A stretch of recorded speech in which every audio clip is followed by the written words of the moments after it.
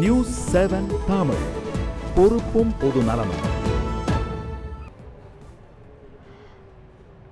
அமெரிக்காவின் நியூயார்க் மாகாணத்தில் பனிப்பொழிவு குறைந்து வருகிறது. தற்போது பனிக்கட்டிகள் உருங்க தொடங்கியுள்ளதை அடுத்து அங்கு வெள்ள அபாய எச்சரிக்கை விடுக்கப்பட்டுள்ளது.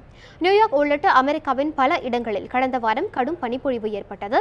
இதனால் சாலைகளில் சுமார் 5 முதல் 7 அடி உயரத்திற்கு பனியால் மூடப்பட்டது. தற்போது வெப்பநிலை உயர்ந்து வரும் நிலையில் குவிந்து கிடந்த பனி உருக தொடங்கியுள்ளது.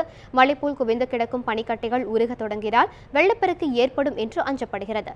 பனியால் ஏற்பட்ட சேதங்களை விட வெள்ளத்தால் அதிக சேதம் ஏற்படக்கூடும் என்பதால் மேற்கு நியூயார்க் ஃபல்லலோ பகுதிகளில் வெள்ள அபாய எச்சரிக்கை விடப்பட்டுள்ளது.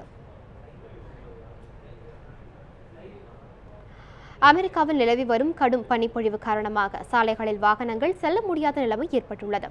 ஓகியோ மாகாண தலைநகர் கொலம்பஸ் பகுதியில் கடும் பனிப்பொழிவு காரணமாக 80க்கும் மேற்பட்ட லாரிகள் மற்றும் கார்கள் விபத்திற்குள்ளாகியுள்ளதாக மாகாண போக்குவரத்து துறை சார்பில் தெரிவிக்கப்பட்டுள்ளது.